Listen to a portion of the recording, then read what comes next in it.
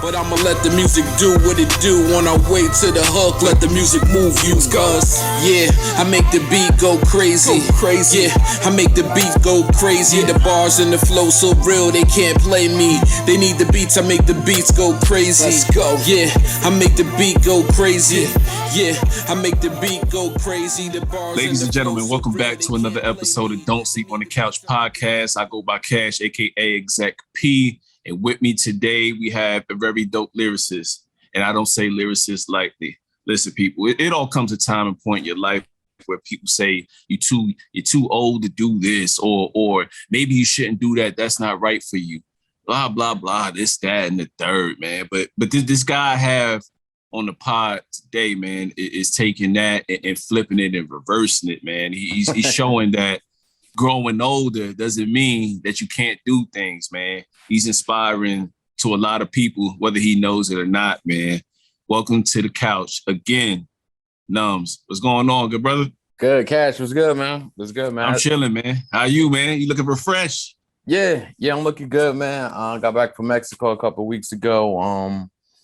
Putting the finishing touches on another project.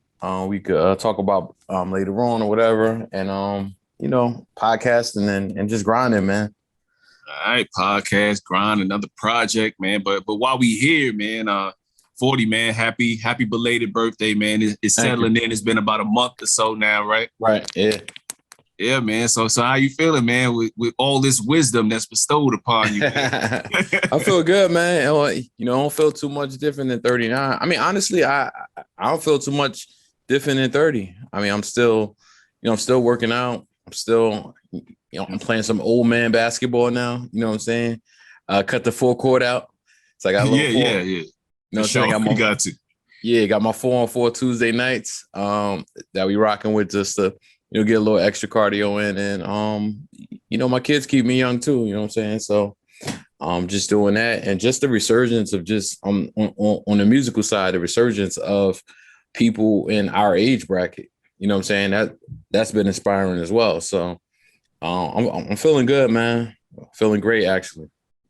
Yeah, man, you definitely embracing it, man. And I'm telling a lot of my partners who I'm 38 myself, man, going on 39 here in the next couple months. And then, I tell a couple of my partners, man, like, they sitting around waiting on making music, man, and that I used to make music with in the past. And I'm like, yo, just go do shit, man. Like, what are you waiting for? Why do you care what anybody think? The fans that you think are going to be your fans are people that are closest to you, if I'm saying that right.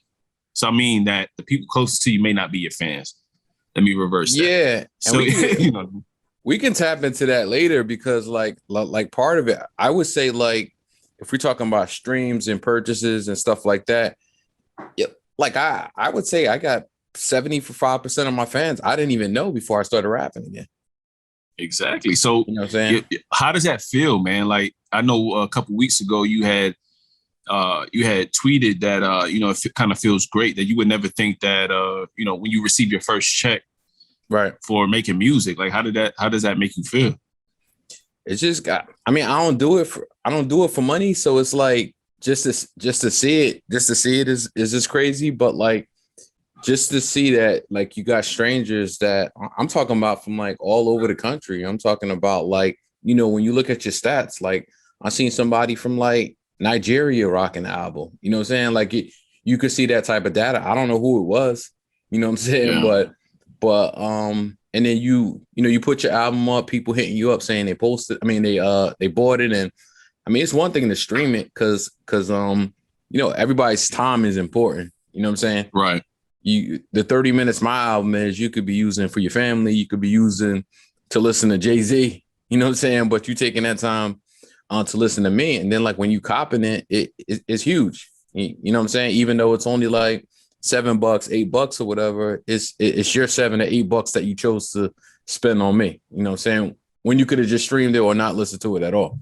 So it's gratifying, man. It's amazing, actually. Yeah, I could definitely identify with you on that, man, because, we often compare ourselves to other people and what they're making, what they're doing, regardless of whether you're the most confident person or not, because you want people to see your art. But when you do look at that data and you see that your music is streaming in how many, several different countries, or take us today. I was just looking at our data to see where our latest episode was on our podcast, and I just kind of was looking through all the different analytics, and I was like, okay, there's 9 pages of different countries that our podcast is in. So, if you do math, what is that? You know what I'm saying? That's right. 8, that's 72 countries. 72 countries that your podcast, people are listening to your podcast. And that's a dope thing, man. So definitely wanted to know how you felt about that, man, because those small wins mean a lot. Yeah, for sure. So let's tap into the album 40, man. I noticed, you really developing a good chemistry with Track Pros, man. They got about 5 joints on there, man. Yeah, man. So how did that relationship come about? Track Pros is a dope duo from Philly. I'm in touch with Abel a lot, who really, really was like my crutch getting back into this game, and even like everything from like finding beats. Like I knew producers, but like, to find like a vast majority. So every once in a while, I hit Abel like, yo, who you using or whatever. And then, I found Track Pros on BeatStars, and they just fire, man. You know what I'm saying? There's a couple of Track Pros joint that I recorded for the album that either I switched the beat or I didn't make that, or didn't make the album, but their sound to me just fit 40. The sound felt like grown, or the lane of music I was looking to making. So they were dope, man. They were dope. Definitely looking to tap back in with them at some point for a later project for sure. So what was your end goal with 40, like as far as just going into it, the overall sound? What did you want? I wanted it to be like how I'm feeling now, how I've grown as a person and an MC since the last time I really put out like a project, which was I did a couple EPs, I did the Raise the Bars, I did the Road to 40, but like all of this was leading to 40. You know what I'm saying?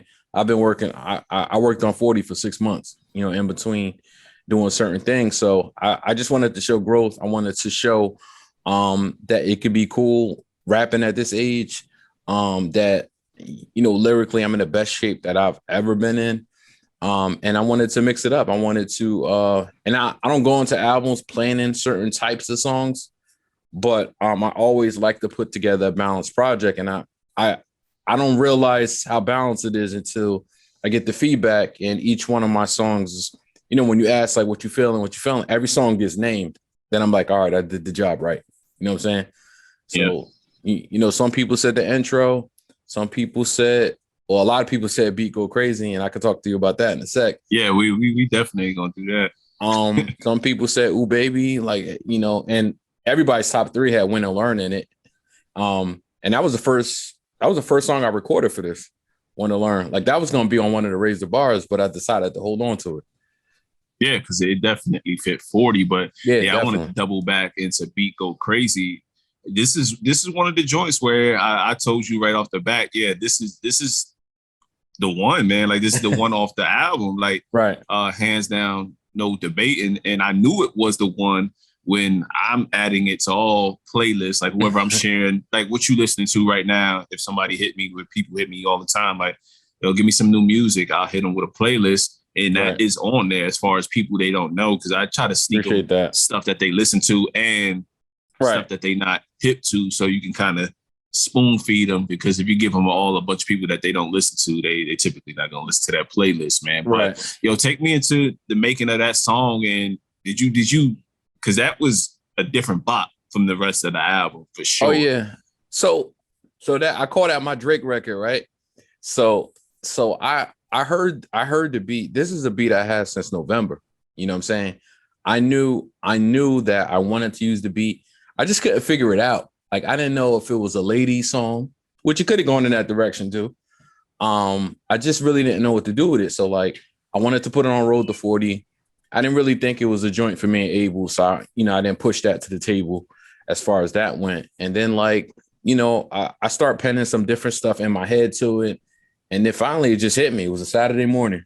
I was just kind of like cleaning up, and the beat came to me. I was just kind of like, beat go crazy. You know what I'm saying? So I started, and that's my process. A lot of times I don't even have the words to start with. I just know kind of, beat go crazy stuck to me, and I'm just like, once I got the beat go crazy part, I'm good. Like I can find the words to fill in. That's not an issue.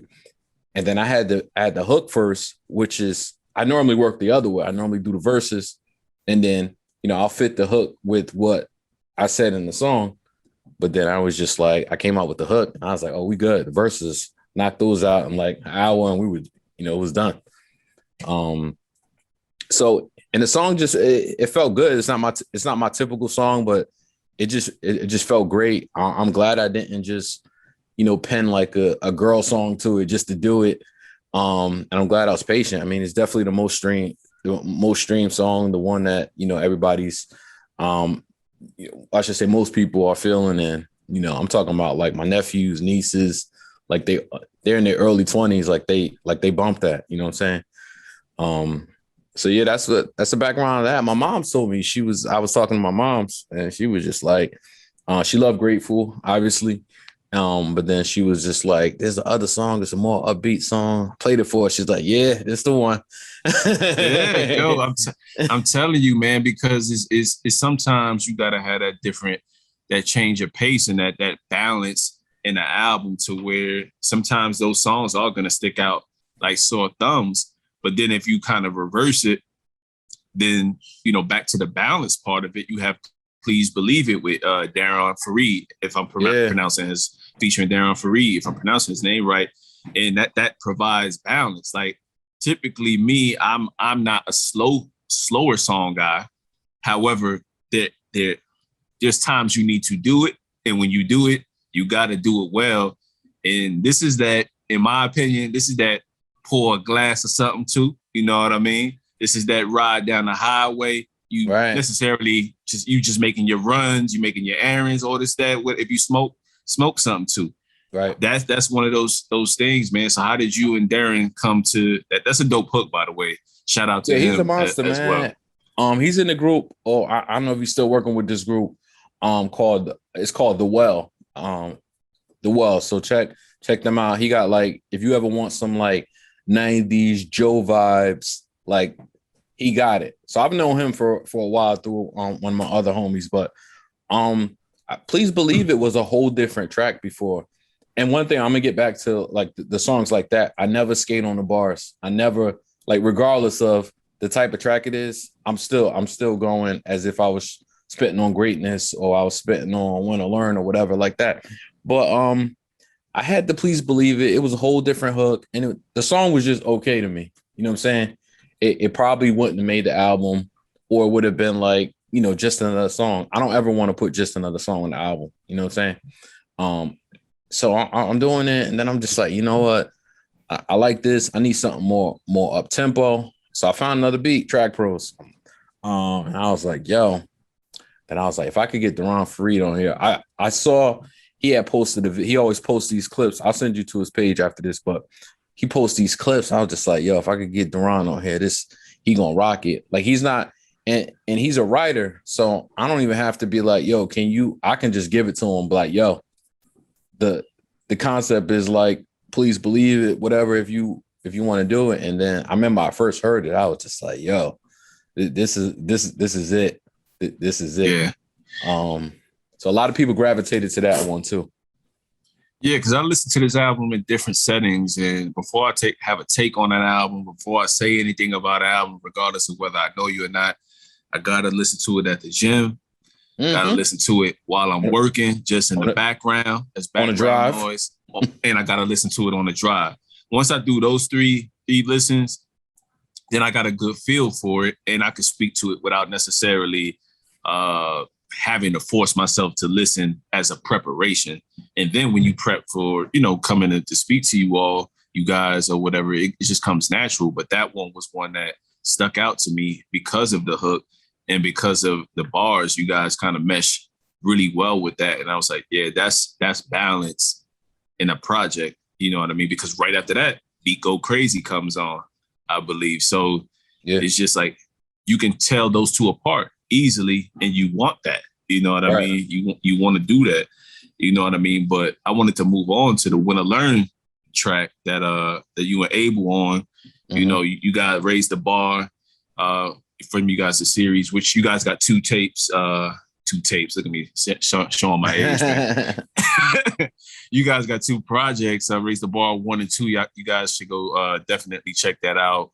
The bars are definitely elite on that, so check Appreciate those out. But Win or Learn, man, you on here just giving some game, man. Like tell us about the no losses. We either win or we learn. How did you come across that mantra? Well, it goes back to the basic, like with the old line, like, you know, experience is the best teacher. You know what I'm saying? If you don't learn from like losses, whether it's in sports or whatever the case is, you miss a free throw at the end of the game, it causes your team to lose a game. Like you gotta learn from that. Did you lose that game? Sure. You know what I'm saying? But you gotta learn by not falling to the pressure or getting that elbow in the next time. So that's just got to kind of be your approach. And once you start saying you took a loss, then I just think that's a bad perspective on anything. You know what I'm saying? There's always a bounce back. There's always a way to get back at it. And then win and explain yourself. But yeah, man, it's win or learn. Like I'm not taking a loss. If I get a negative result on something, I'm learning from it, and I'm taking it on. I'm taking it back on next time, and I'm getting that dub next time through. If not, if I don't get it that time, the time after that. Sure, you know? Yeah, and you always got to take it as a lesson, man, because sometimes it's par for the course, man. You're not gonna do everything perfectly, right, in life, and sometimes you just gotta sit back and analyze, like not blame other people. Yep. Look at yourself. What role did you play in that situation, whatever it may be? You know, you didn't get that job because you didn't have a degree or you didn't have a certification that you knew was a prerequisite to possibly being in that job. Like, right. So, you know what I'm saying? Sometimes you got to look at yourself sometimes, man. And that's kind of what I took from that song, man. So definitely some good game. But what I want to know, when any thoughts of a full length album from you two, man? I know y'all got 2 EPs. Like, are you guys talking about that? We're working on it, man. Actually, I can tell you this now. We discussed it. We're closing a trilogy out on Christmas Eve. So that'll be Raise the Bar 3, the final act. We're dropping that on 12/24. I'm actually recording the intro this weekend. So we're gonna get it rolling. Hopefully we get anywhere between 8 to 10 tracks. It's crazy now that I've been doing these solo albums. Like, it's crazy to only have to do a verse and a hook. You know, so easy. It's easy. It's like, yo, a layup. I wrote the intro the other day. I wrote it in like 20 minutes. I was like, yo, that's all I gotta do. And then Abel, you throw it to him. As soon as he got a second, he be like, yo, send me the beat. Yeah, he's shooting the email over in half an hour. That's what's up, man. That's what's up, man. I know a lot of people that are fans of you guys and what you guys are doing are gonna love you guys getting back together to do that, man. So that's definitely a dope track on there. But the last one I want to talk to, because you guys, some of the tracks we're talking about, but the rest of it you're gonna have to listen for yourself and come up with your own favorite ones. I'm just talking about the ones I like a lot on the album, man. So grateful, man. With featuring King James, our man King James, man. You guys, that's the homie, man. You guys went in on them, man. It made me proud, man. It made me proud. So, man. So, some of the things you were saying, but man, as a father myself, father of 4, sometimes the first words you speak on an album or the first words you speak on a song mean a lot, and it speaks to you as who you are as a man. So one of the first words you said, to my kids, I'm a hero. I don't need more than that.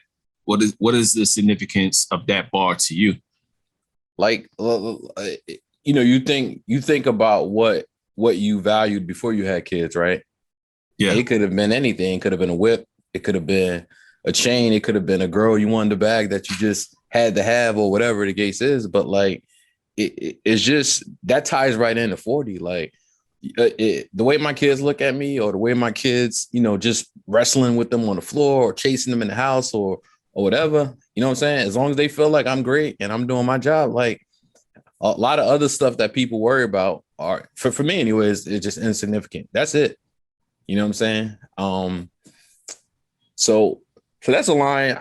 I mean, it's a simple line. It's a true line. And I think if you're a dad and a good dad, like you felt that one. You know what I'm saying?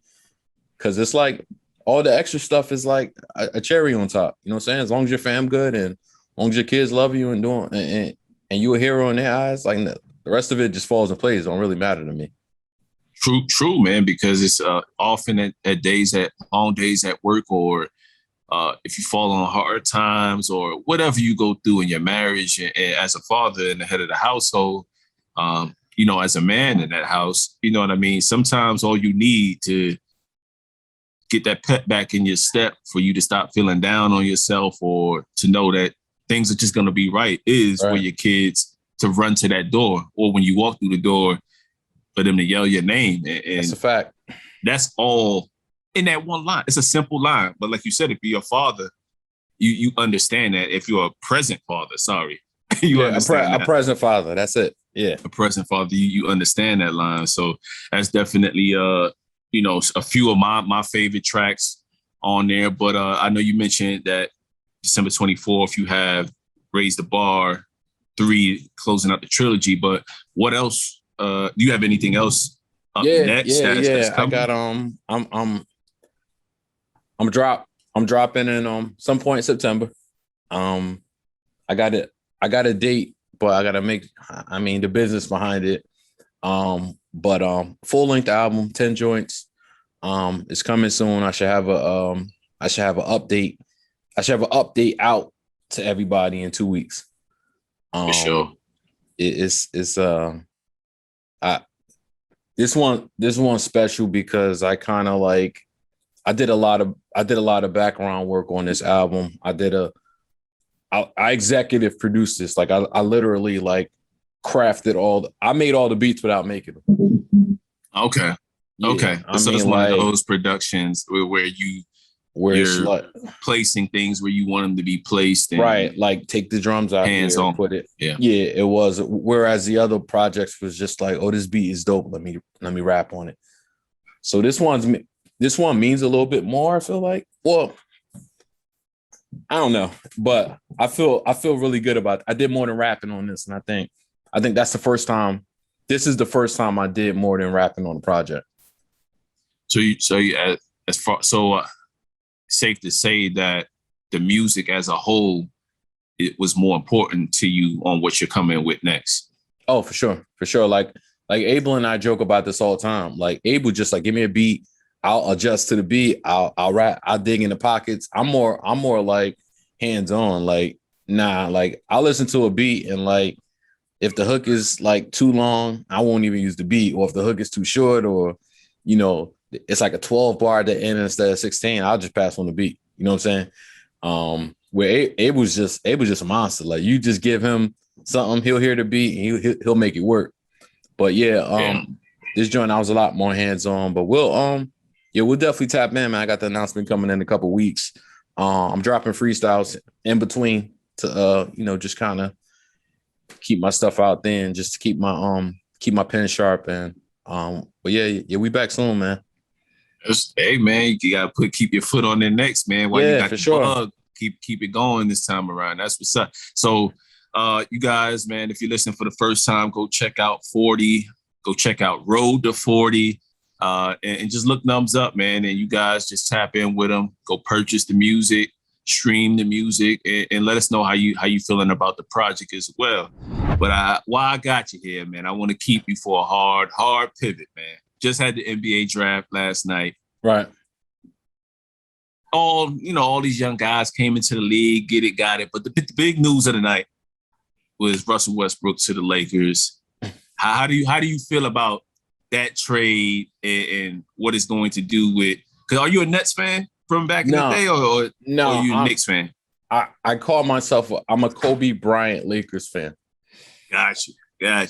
So once Kobe left, I still like the Lakers, but it's not like the same. But I'm okay with the Lakers when I don't like hate on them or anything else, or anything like that. So all right. So with the trade, and I still follow the Lakers. I still, get all the updates on ESPN, everything. I'm still like, tapped in that way. All right, so I think it's a really bad trade. And for a lot of reasons, like Russell Westbrook's a great player, but we know who he is, right? I think the Lakers should have gotten Buddy Hield for a couple of reasons, because obviously he stretches the floor a lot better than Russell will. He's about $15 million cheaper, and you didn't have to give up KCP because they just wanted Trez, they wanted Kuz, and they wanted the first round pick for Hield, whereas you had to add him for that. Then I go through looking at the stats. Like the Lakers were already in the bottom 10 for shooting last year. Kuz made the most threes. KCP made the second most threes. The only other person that's going to return to the roster that made over 100 threes is LeBron. And LeBron can shoot, but he's not a shooter. Right. So I think the Lakers are going to be great in the regular season. If you watch basketball enough and you understand basketball, the regular season is a totally different game.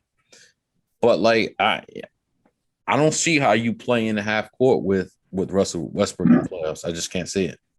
And I don't know how they value.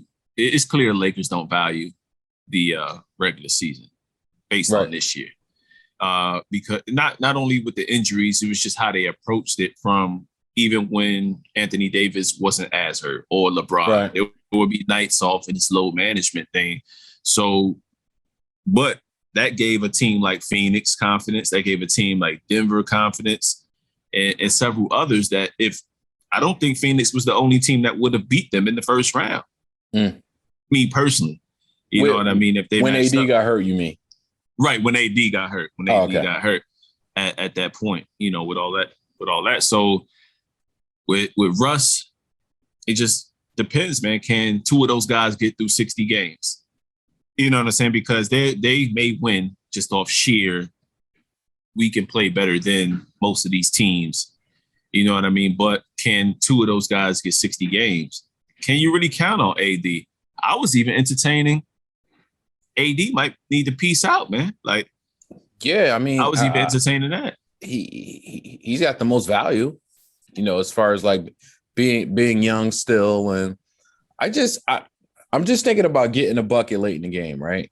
Like, you collapse the defense, Bron has the ball. Where does he throw the ball? Who does he throw the ball to? They will literally let Russ shoot. The same. They was just showing it on ESPN today. The exact defense in the Bubbles playoffs that they were playing on the Rockets. Right. I was watching it too. And I'm just like, and will he make a couple? Sure. But like, if he shoots 2 for 10, then all right, you live with it. Right. But, he's going to continue to shoot it. And that's the part where you have to be cautious with, you know what I mean? And I think that, if anybody takes a back seat, of course, it may have to be Bron based on what you brought him for that energy. You brought him to be, brought Russ to be the spark plug almost every night and to get you guys a 15-point lead or something manageable to where you guys just cushion and eventually pull away. That's what you got him for, because him and AD should be the 1 and 2 as far as guys to go to. But is LeBron going to be cool with that? Here's the other thing. I think people, and it's going to depend on Klay's health, but I don't think people realize the pieces that the Warriors have. Like, and they still ain't done. They haven't even done anything yet. Well, the two guys they drafted, the Kuminga guy, at one point he was considered, a top 3 player. So like that potential is still there.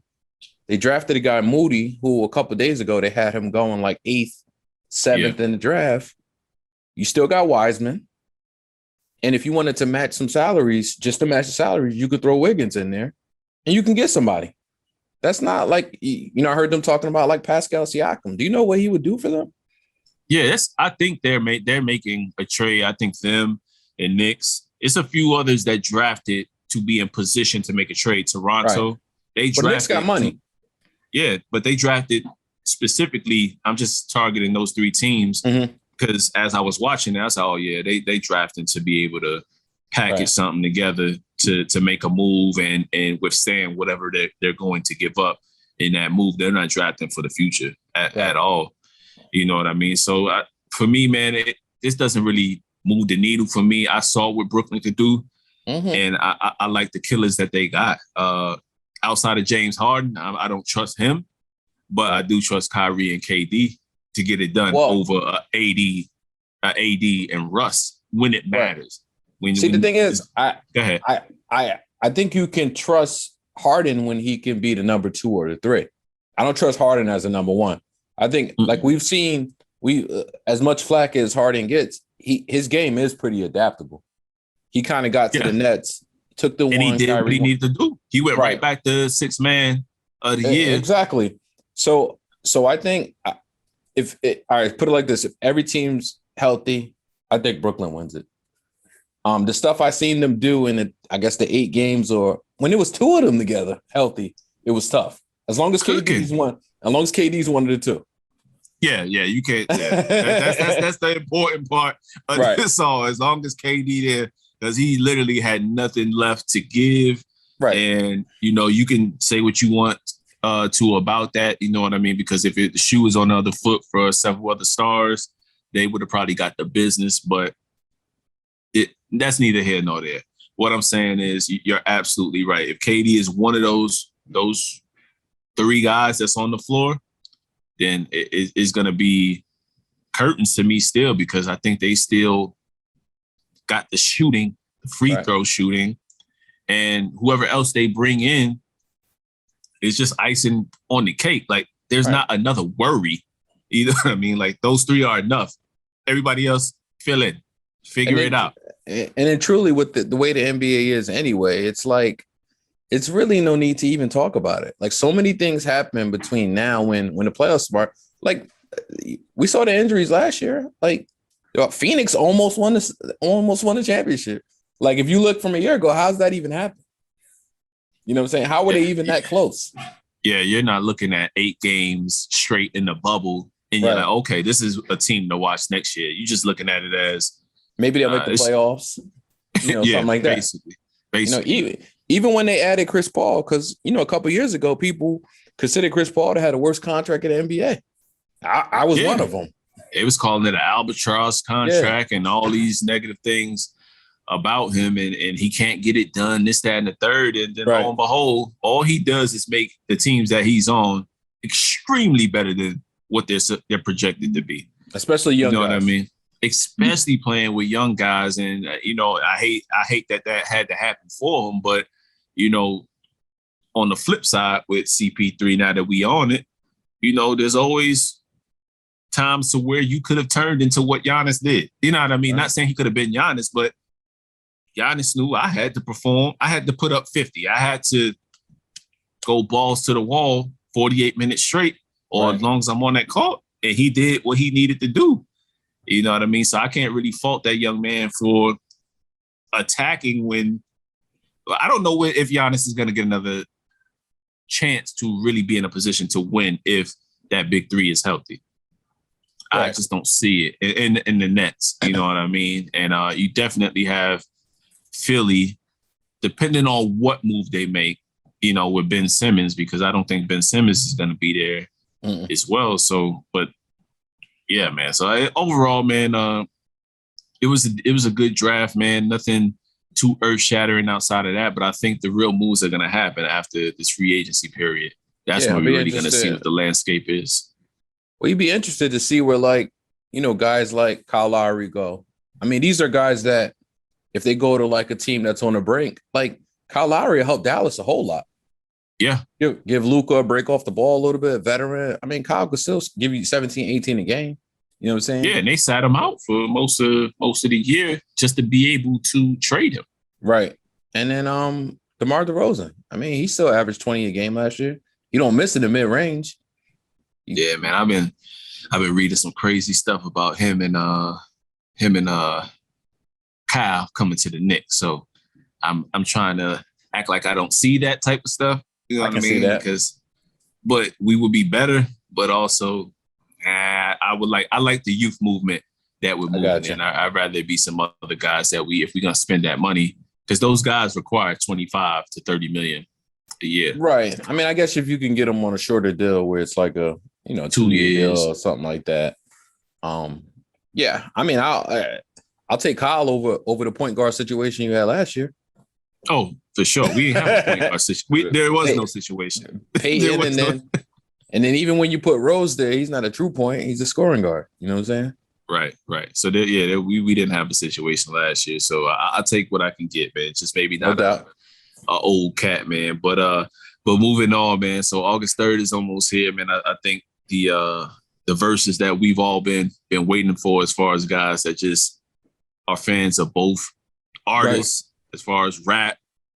These guys, I won't say to a lot of people I hear often when they talk about the Locks and Dipset, is these guys, their music raised me, whether they were in high school, whether they were in college, or whether they were a little bit older than them. As far as these guys I'm talking about, Cam, Jewels, Jim, Sheik, Styles, and Kiss, man. So I've been hearing a lot of back and forth about, who people have, and it's all the nostalgia and at what point they were in during that involvement, man. So what side of the fence do you fall on in terms of who do you have winning this versus? I mean, I'm Locks easily. You know what I'm saying? But the way I look at the verses, I don't look at the verses as the actual event. Now, I'll watch the event and enjoy it. I look at the verses in a sense, if I was to put my own 20 together, who would win? Because like you go to some like Locks, if Locks played We Are the Streets album and didn't play anything else, in my opinion, they would win. But like, they don't want to hear, people who are out there don't want to hear some of the joints. They don't want to hear Recognize or at a verses. They don't want to hear maybe they want to hear Wild Out. So in the vacuum, versus depends on what's being played, right? But I think Jada's got enough. And Styles, Styles is making the most consistent albums right now, I feel like. But if you're going, and they sleep on Sheik too. Sheik got a few joints off his solo. The only one solo album that I really did rock with Sheik. He got a few joints. Mighty D Block. Everywhere we go, that's gonna go off. That's gonna go off on the card. Right. If they play that in New York, you know what I mean. And then you have a lot of joints, man. Like they from the 90s with it, man. And I get it. Cam came out in the 90s with Confessions of Fire, but I'm not sure how Dope Horse and Carriage is gonna go off. You know what I mean? Or if that's even gonna be a consideration when you got 20 joints to play. Well, I think if you got to play ball in, right? That was, I remember being in clubs in New York, like throwing a shot up. You know what I'm saying? So now Jim is not the best rapper ever, but I think Jim has he has a great feel for beats. He has a great feel for song making, stuff like that. But Cam got stuff too. But long story short, I'm going Locks, man, all day. Yeah. I'm me and my man, he was like, I'll make a Locks playlist and I'm going to make a Dipset playlist because I don't want to be biased. You know what I mean? But I'm going Locks just based on my personal preference. Yep. However, them Dipset boys, they ain't nothing to play with, man. Like I remember. Nah, they got stuff. I remember loving their stuff, but I'm not sure if they're going to be able to do a lot of that mixtape stuff that nobody is really hip to except for huge Dipset fans, nerded out Dipset fans. You know what I mean? So they're going to have to go off actual retail stuff for the most part. And I don't know, man. I just don't know, man. But it's going to be a fun one, man. A fun one to watch. Yeah, I like the back and forth. And you could tell it's all love, too. That's what I like about it. Oh, yeah, absolutely. Styles and Jim Jones having a good time with it. Kiss was saying something earlier today. But they all, they're all cool, which is dope. Ain't no real tension going on. But it'll be fun, man. I haven't watched the verses in full since Jada and Fab. So I haven't really been locked in like that on the other ones. Like I'll chime in here and there, but I haven't been able to sit. But I may watch this one like a concert for real. yeah. I'm not sure how I'm gonna act on there, man. But I'm definitely gonna enjoy this one. And like you, man, I catch the verses when I catch them. I'm not watching them as they air live normally, especially the R&B ones and the Bobby Brown. I just know the Bobby Brown and Q Sweat ones. I'm watching for the memes and stuff just like everybody else. But for the most part, I'll catch it if everybody says it's worth watching after the fact. But But this is definitely one of those ones that they got right. And then the one that they possibly have with Nori and Beanie Siegel, that'll be my next one that I actually am tapped in on, because I'm Team Siegel on that one. I love Nori, but that's not even a good matchup if you ask me, because and they both have like songs, but like I think they're just different caliber of rappers, in my opinion. Way different. Like so. Like, and Nori might win that, but like Beans, I don't know if Beans can play nothing like it did. That's what I want to hear. You know what I'm saying? I want to hear Die. Yeah. You know what I'm saying? Nori got more of the hits, but I got to catch. Siegel was just on Drink Champ, so I got to catch that joint. Yeah. I'm waiting for the video to come out on that. I think the audio's out right now, but I'm all right, I need the video. I need the video. I need the video because they was talking crazy in the promo clip. So yeah, I was feeling that, man. So, but yeah, man. I don't know. I want to get you out of here, man. So before we leave, man, last question, man. Top 5 Jersey lyricists. Top 5 Jersey lyricists. All right. I got Joe Budden #1, man. I got Joe Budden. Shit. Joe, yeah. Okay. I got Joe. I was a huge college, especially.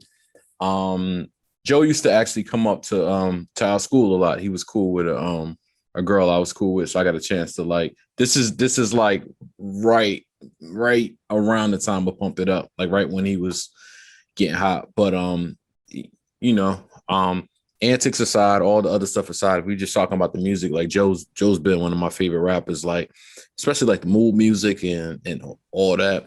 So I'm gonna go Joe 1. I'm gonna go Redman 1B.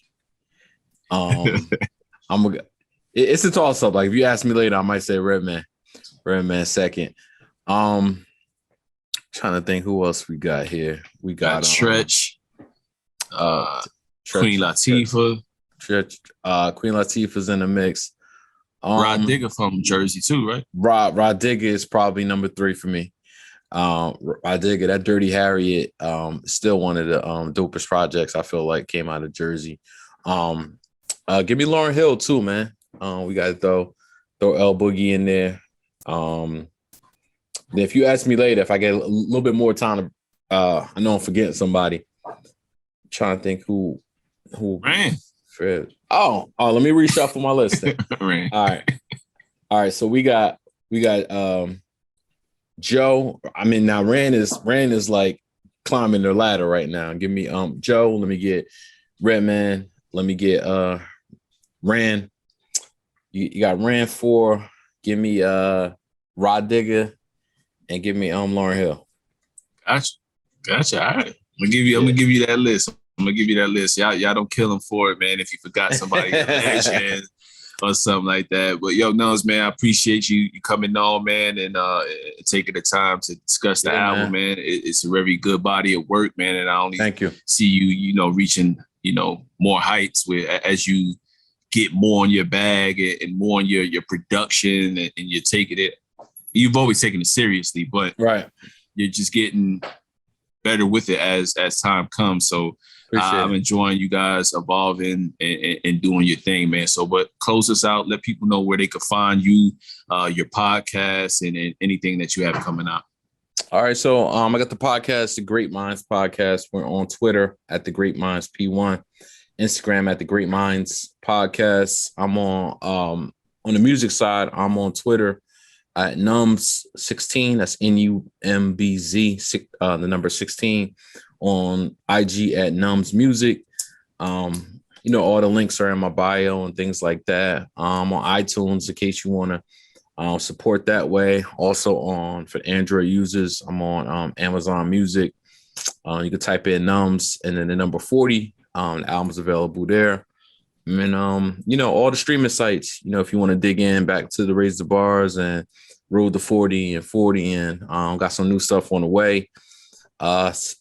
New single dropping in a couple weeks. We about to get the whole thing rolling soon, man. So I'm excited. It's hard to hold on to this stuff, but I'm letting it cook. Be patient, and throwing a couple freestyles out. Probably drop one pretty soon. So appreciate y'all, man. I appreciate you, Cash, always. Hey, no doubt, man. So once again, this is episode 119. I'm Cash, aka Exec P, one half of the Don't Sleep on the Couch podcast. Shout out to my man Prez. He is on vacation, and once again, you know what I mean? But he definitely much needed, hasn't seen some family in 10, 20 years, man. So he got the week off, and definitely always support my brother whenever he needs that time off to reconnect with family, which is the most important thing. So, yes, hey, shout out to y'all, you guys all out there listening. Be easy, man. This episode 119. We out. All right. Peace, y'all. All right. Peace, man.